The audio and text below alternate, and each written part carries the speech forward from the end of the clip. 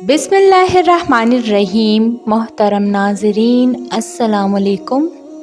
दरूद इब्राहीमी वो अज़ीम दुआ है जो नबी करीम सल्लल्लाहु अलैहि वसल्लम ने ख़ुद अपनी उम्मतियों को सिखाई और जिसे नमाज के अंदर भी लाजिम करार दिया गया।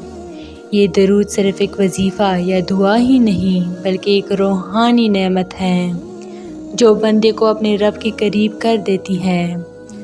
अहादीस मुबारका की रोशनी में दरूद इब्राहीमी की फ़जीलत इतनी अजीम है कि इंसान का दिल उसकी बरकतों से झुक जाता है।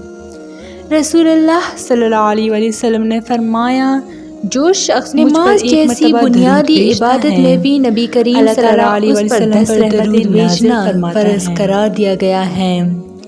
रसूलुल्लाह सल्लल्लाहु अलैहि वसल्लम ने फरमाया, नमाज मुकम्मल नहीं होती जब तक मुझ पर दरूद ना भेजा जाए। वो दरूद है जो सहाबा कराम ने रसूलुल्लाह सल्लल्लाहु अलैहि वसल्लम से सीखा।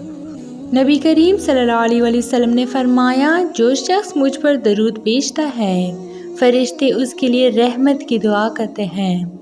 जब तक वो दरूद पढ़ता रहता है फरिश्ते उसके लिए दुआ करते रहते हैं। सोचिए, जब एक बंदा दरूद इब्राहीमी पढ़ता है तो फरिश्ते उसके लिए दुआएं करते हैं और अल्लाह ताला उस पर अपनी रहमतें नाजिल फरमाता है।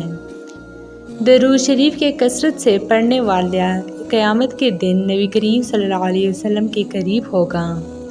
क़यामत के दिन मेरे सबसे करीब वो शख्स होगा जो मुझ पर सबसे ज़्यादा दरूद भेजता है। अगर हम दरूद इब्राहीमी को अपनी ज़िंदगी का मामूल बना लें तो ये न सिर्फ दुनिया में बरकत और आसानी का ज़रिया बनेगा बल्कि आखिरत में भी नबी करीम सल्लल्लाहु अलैहि वसल्लम की शफ़ाअत का ज़रिया भी बनेगा। तो ये थी मेरी आज की वीडियो। उम्मीद करती हूँ कि आप लोगों को बहुत अच्छी लगी होगी। मज़ीद इस तरह की इस्लामी वीडियोज़ के लिए मेरे चैनल को लाइक, शेयर और सब्सक्राइब ज़रूर करें।